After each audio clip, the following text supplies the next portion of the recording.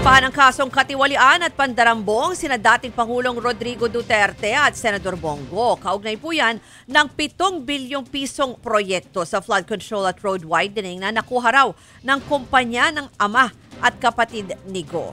Narito po ang report ni JC Cosico.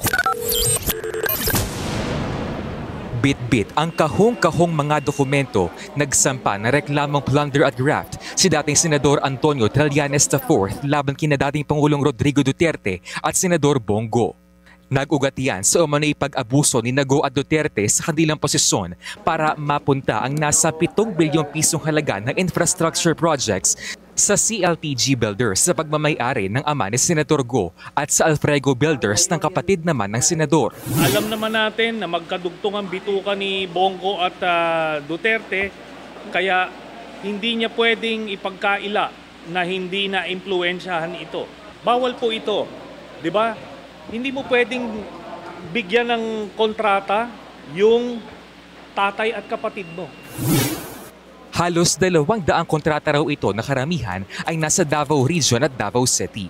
Kabilang dyan ang flood control pati road widening projects. Pag-isiwalat pa ni Trillanes, nasa 816 million pesos sa mga kontrata nakuha umano sa pamamagitan ng joint venture ng CLTG Builders at St. Gerard Construction ng mga Diskaya. Una nang sinabi ni Ombudsman Boying Remulla na pinoprotektahan umano ng mag-asawang Diskaya si Go. Agad dumepensa si Senator Go. Nililihis lang daw ni Trillanes ang atensyon ng publiko sa flood control issue. Tumbukin po yung dapat tumbukin. Nasa na yung mga dapat kasuhan sa issue ng flood control? Nasa na? Bakit walang mga pinangalanan na malalaking tao? Yung mga buhaya. Ba't pilit yung pinagtatakpan? Hindi raw niya ginamit ang kanyang posisyon sa gobyerno para bigyang pabor ang kanyang pamilya. You are parking at the wrong tree. My conscience is clear.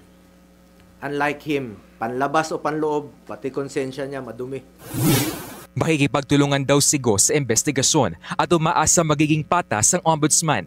Sabi naman ni Ombudsman Remulla, daraan sa evaluation ang inihaing reklamo ni Trillanes. Nagbabalita mula sa Frontline, JC Cosico, News 5. Mga kapatid, ako po si Ruth Cabal. Dito tayo sa totoo, dito tayo sa True FM.